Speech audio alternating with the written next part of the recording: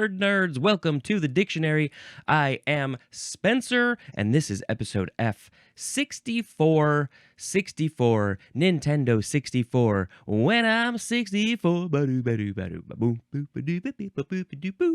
Okay, let's talk about the words.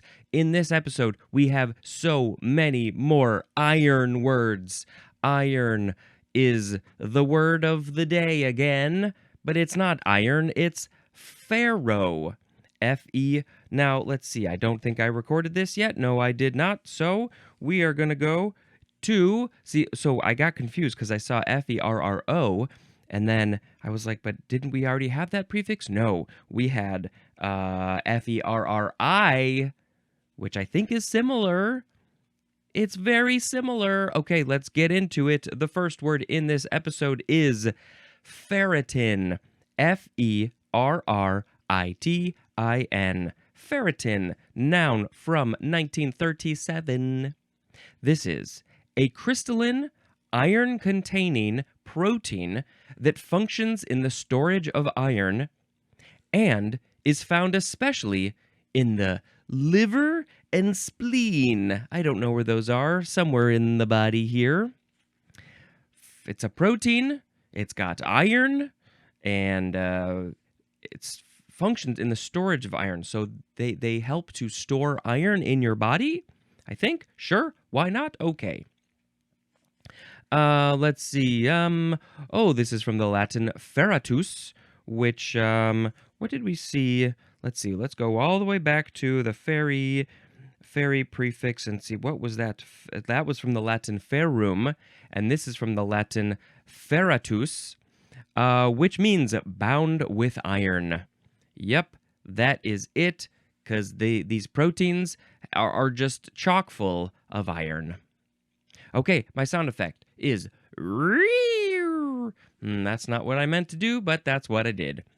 The next word is the prefix F-E-R-R-O, ferro.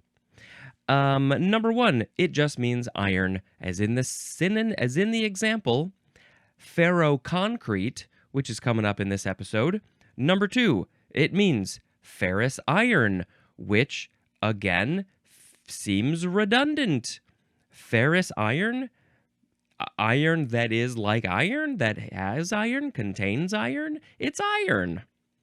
There's an example for that one, which is ferrocyanide, which is also coming up in this episode. I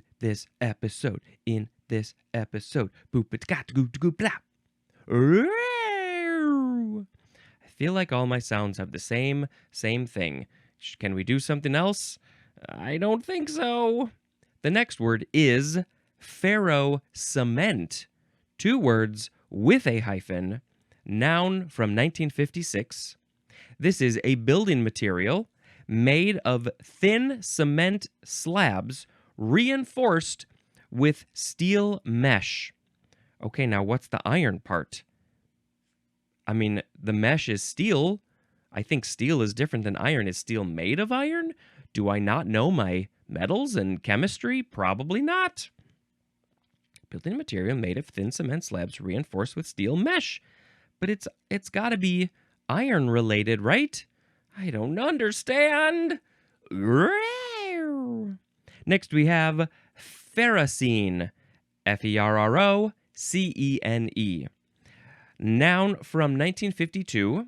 This is a crystalline, stable, organometallic coordination compound with the chemical symbol, but also it is an analogous compound with a heavy metal, and an example of that heavy metal is Iron Maiden. No, it is chromium. That was very good that my brain thought up a heavy metal band that has iron in it. I didn't even do that on purpose. It was just the first one that came to mind. Chromium is an example of that heavy metal. Okay, so back to that chemical symbol. Crystalline, stable, organometallic coordination compound, which is, so we're starting with parentheses, C5, H5, end parentheses, or end, what do they say, brackets in some other places. And then there is a subscript 2 to show that there's 2 versions of that whole C5H5 thing. And then there's an Fe, which is an iron. Okay, I got nothing else for ferrocene because I don't understand that stuff. So now we're going to go. Now we have ferroconcrete. We had ferrocement, and now we have ferroconcrete. And ferroconcrete was one of the examples earlier, so we know it has to do with iron. It's a noun from 1900. The synonym is reinforced concrete. It is concrete that is reinforced. How is that different than ferrocement? Their chemical makeup must be different. I don't remember how or why or who or anything else or when. Next we have ferrocyanide. This was the other example in the ferro prefix. This is a noun from circa 1826. Number 1, the tetravalent anion, and then the chemical symbol. The chemical symbol? The chemical symbol. The chemical symbol is complicated. Okay, similar to one that we had maybe a couple episodes ago. It's very strange. It starts with Fe and then parentheses, Cn. That's all there is in the parentheses. And then there's a little 6, a subscript 6 next to the Cn. And then we have a superscript 4, a little 4 up at the top, and then it has that dash after it, just like that other one did with the 3. And I still don't understand what any of that means. Number 2 for ferrocyanide is a compound containing the ferrocyanide anion, which is the first definition, but especially the salt used in making blue pigments. And an example of that blue is Prussian blue. Ooh, Prussian blue. Is that one of the Pantone colors? So the chemical symbol for this salt, that is the salt used in making the blue pigments, it is K4Fe. Then we have the parentheses, Cn are in the parentheses, and then the little 6 below. Yep, clearly it's similar, related to that first definition, the tetravalent anion. This, if you came here to try to learn chemistry, I have to recommend that you go elsewhere, but come back for the non-chemistry words, please and thank you. Yeah, you're not going to get a good chemistry education. You're going to get like the strangest chemistry education here. You're going to get very advanced things, but you're not getting any of the basic knowledge. So go get some basic knowledge first. The next word is ferroelectric. Ferroelectric, one word, adjective from 1935. This is of or relating to crystalline substances having spontaneous electric polarization reversible by an electric field. Ferroelectric is a noun, and ferroelectricity, that is also a noun. I mean, I guess maybe there could be something that's done ferroelectrically, but I don't even understand this first main definition, so how would I even understand ferroelectrically? Related to crystalline substance having spontaneous electric... They spontaneously polarize electrically? That's reversible by an electric field? I don't get this stuff. It's fascinating. The fact that people know any of these things in the first place, can have figured it out over all these years, it's crazy. It's crazy. But I don't understand it. Oh, it's an episode full of things I don't understand, so we gotta go. Ferromagnesian? Ferromagnesian, yes. This is an adjective from 1852, containing iron and magnesium. As in the example, ferromagnesian minerals. Ferromagnesian minerals. Minerals that contain iron and magnesium. Obviously, of course, everybody knows that. Next is ferromagnetic, adjective from 1896, of or relating to substances with an abnormally high magnetic permeability, a definite saturation point, and appreciable residual magnetism and hysteresis. Oh, geez, my brain is hurting. Ferromagnet is a noun. Ferromagnetism is also a noun. And is there anything else I can say about this definition other than reading it again? Something else that I don't get? We're relating to substances with an abnormally high magnetic permeability. How can you permeate the magnetism? A definite saturation point, and appreciable residual magnetism and hysteresis. I don't get it. It's all over my head. Ferromanganese is next. Noun from 1864, an alloy of iron and manganese containing usually about 80% manganese and used in the manufacture of, everybody, in the manufacture of steel. So yes, steel, I guess, contains iron. Is steel, I probably knew this at some point, is steel a human-made metal? It is not a naturally occurring element on the periodic table. I don't remember steel on the periodic table, so it must be, you're like, hey, we're going to take some of this metal, and we're going to take some of this other metal, and we're going to make steel. Let's just do a quick search for, okay, Ken Spencer. Ooh, I think I found the keys. My keyboard is hidden by my music stand, so he was going to type blindly. How to make steel? Steel is made by mixing iron and carbon at very high temperatures. So it's literally just iron? Well, no, and carbon. Obviously, it said carbon. Okie dokie. Karaoke. So, if we go back to ferrocement, a building material made of thin cement slabs reinforced with steel mesh, which is made of iron, so that's why it's ferro. I think they should have called it steel cement. Doesn't that sound cooler for some reason? Steel cement. Whoa. Okay, now we got to go on to ferrosilicon or silicon. This is a noun from 1882. You can tell in the mid to late 1800s, they were doing a whole lot of chemistry stuff with iron.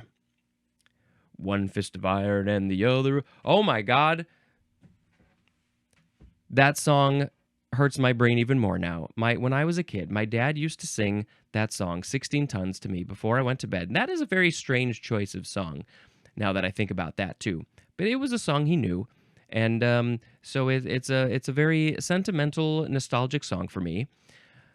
And I remember there's the one line, I was born one morning and the sun didn't shine. I picked up my shovel and I walked to the mine. I loaded 16. No, wait, that's the wrong one.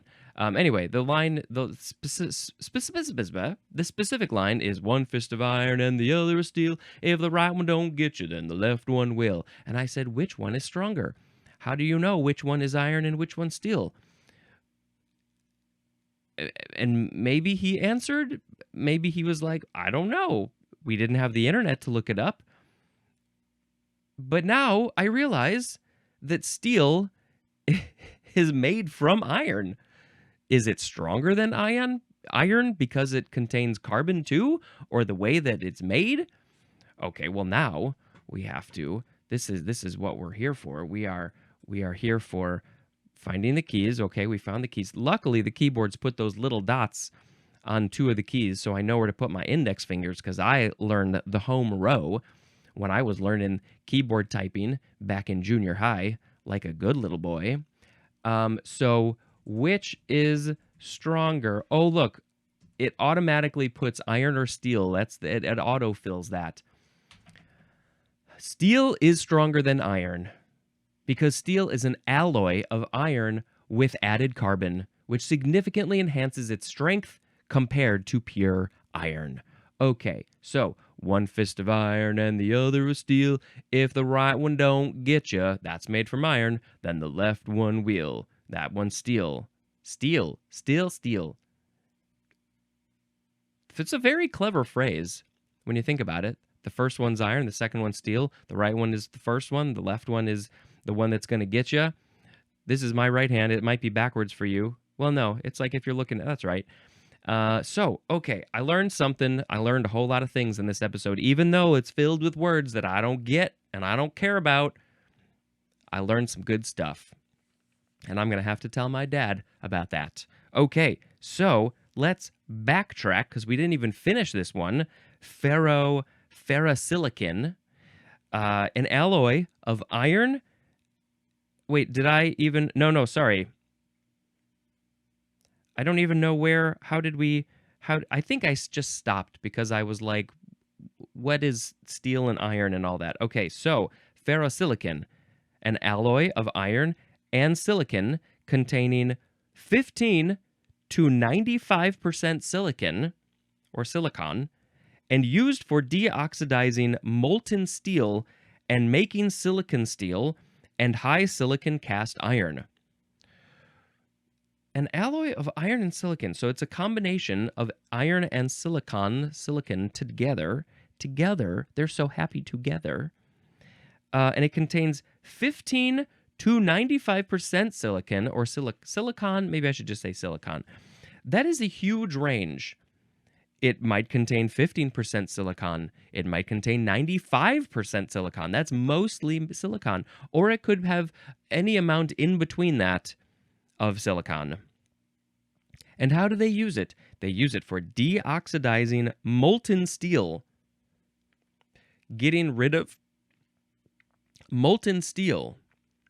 So getting rid of the oxygen atoms in the steel, and then from that you make silicon steel, because I guess you're adding silicon, or it's already got the silicon in it, and also high silicon cast iron. Oh, this is fascinating, interesting stuff. We're talking about metal here. Okay, good, very good. Now let's move on to my sound effect is so different than what it started off as. Now we have ferrotype. Type is the last part. Noun from 1844. Number 1, a positive photograph made by a collodion process of a thin iron plate having a darkened surface. And this is called also tin type. And I want to look back at collodion, because I want to make sure I am pronouncing that in the proper manner of pronunciation. It is collodion.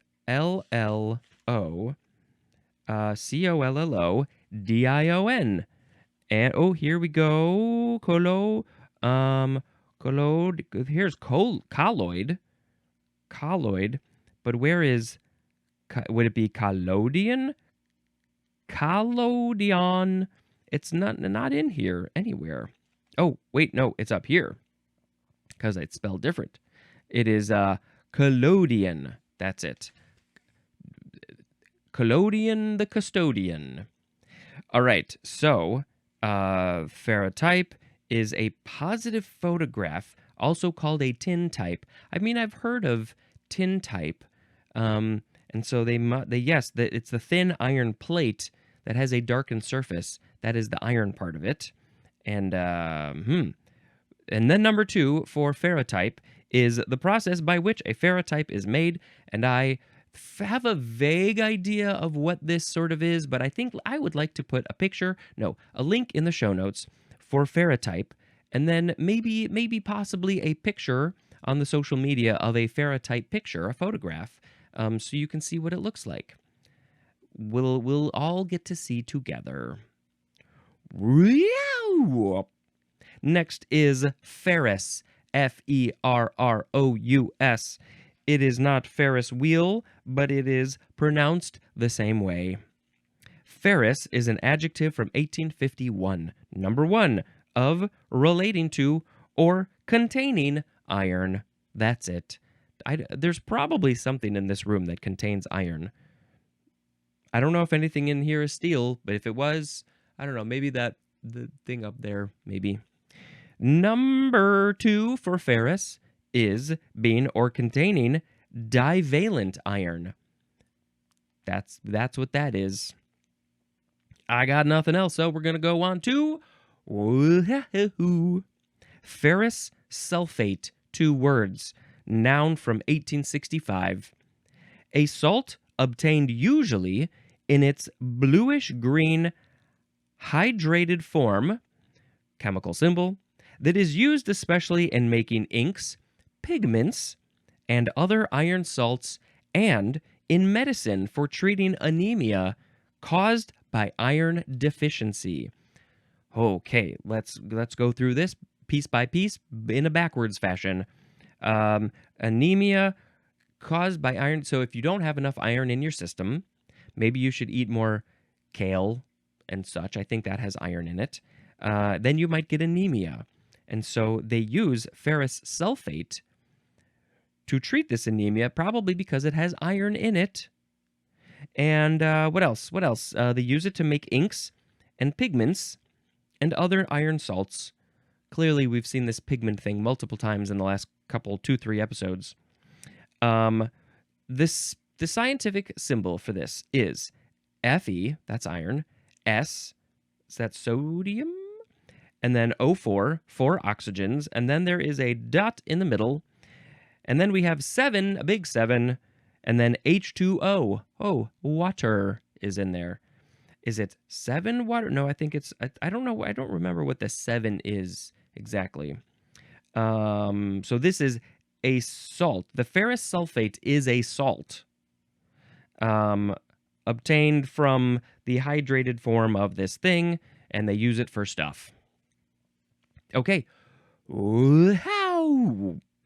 Next we have ferruginous. Ferruginous. Ferru. It's the first one of that. Ginous. Ferruginous. Adjective from circa 1661. We're going way back then. Maybe this is not iron related. Number 1, of, relating to, or containing iron. It is. It is. As in an example, a ferruginous soil. So this soil is contains iron, relating to, it probably contains iron. I don't know how or why, but there's, iron is one of those sort of those naturally occurring elements, and so they're just all over the place. If I remember correctly, so basically, if you look at a sun,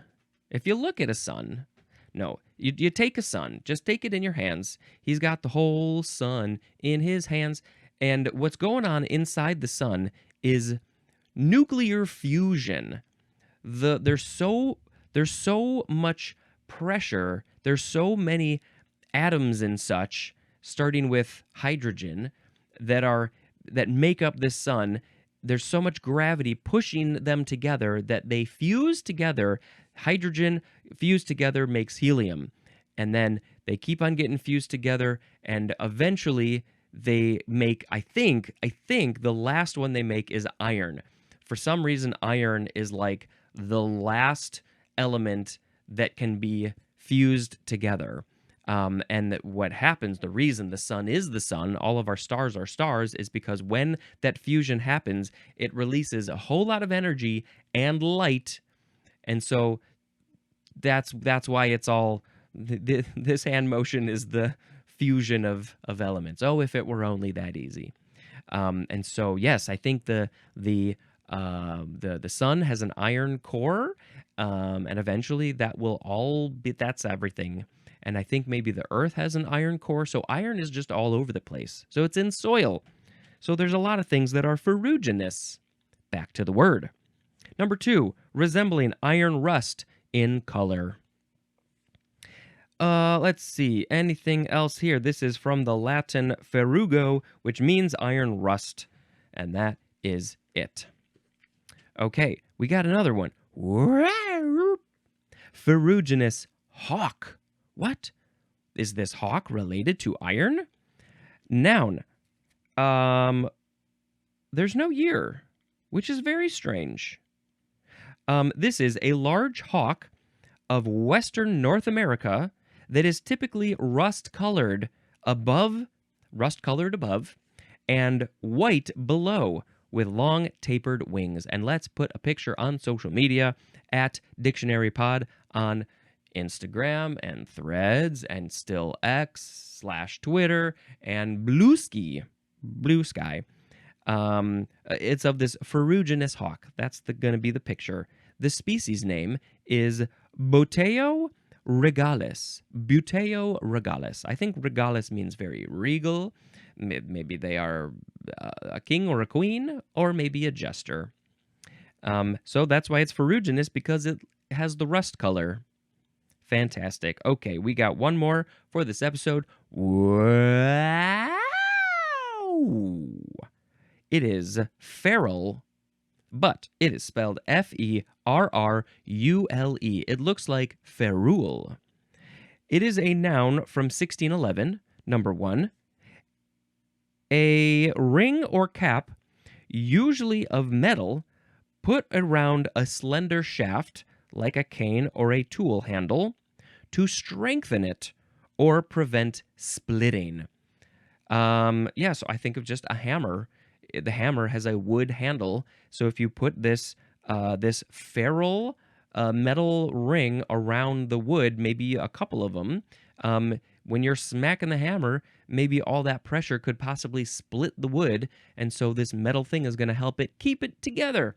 Keep it together. Huh, okay. Number 2, for ferrule, is a usually metal sleeve used especially for joining or binding one part to another. And examples of the things that you are binding together are pipe sections or the bristles and handle of a brush. Ferruled is an adjective. Oh, that hammer. Oh, that's such a beautiful ferruled hammer. It's never going to break apart because it's got the ferrule. Okay, so where does this word come from? I assume maybe it's iron related because it is metal. Alternative Middle English, virol, from the Latin viriola, diminutive of viria, spelled with a V, which means bracelet, that is of Celtic origin, akin to the Old Irish word fiar, which means oblique. Oblique? Why is it oblique? I don't understand that. Oblique to bracelet. Interesting. All right. That is enough of that nonsense today. So now I'm going to pick a word of the episode. Episode, word, episode, word. This is the word of the episode. When I look down, I have these stupid hairs. Can I pull one out? Let's find it. Yeah, I got it. My facial hair is getting so scraggly that I see all these stupid hairs, and I'm now noticing, you probably can't see them. Oh, I have this stupid patch in my beard, but I'm starting to get the grays in here, and I don't like it. And I don't like all the hair here, and I think I look stupid, and so I'm going to shave soon. I've been meaning to shave for a long time, and when I shave, then those grays will go away, and I will look younger. It'll take 10 years off of my life. For some reason, the beards go gray first, and I don't understand that. I have a bunch over here, it's just some stragglers. And I think I maybe have a couple over here, but not as many for some reason. So I hope that I get a very cool gray pattern in my beard if I ever decide to grow it out when that time comes. But for now, I would think I would like to just be mostly clean shaven. And so you can't see any of the grays. And I look very young. So today we had ferritin, ferrocement, ferrocene, ferroconcrete, ferrocyanide, ferroelectric. It's electric. Ferromagnesian, ferromagnetic, ferromanganese, ferrosilicon, ferrotype, ferrous sulfate, ferruginous hawk, and ferrule. Well, Hmm. Clearly, these were all very chemistry scientific-y words, which I don't typically love. So which one? I mean, I do like the photograph one, the ferrotype. That's pretty cool. It's related to photography, which I very much appreciate. Is there anything else? What was the one? I mean, the iron and the steel thing was kind of interesting. Um, we'll just do ferrotype, I guess. Ferrotypes are photographs.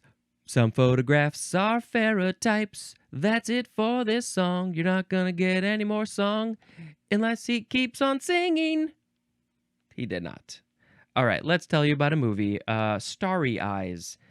This is a very it's a, I guess you'd call it a horror movie. Yeah, there's some sort of body horror stuff, and it's some statements on the filmmaking world and the audition process, and yeah, it's a very interesting, very well acted movie. Holy crap, she acted the crap out of that. Yeah, so I recommend Starry Eyes. That's what this is, me just talking about movies for a second and then recommending them or not. This has been Spencer dispensing information. Goodbye.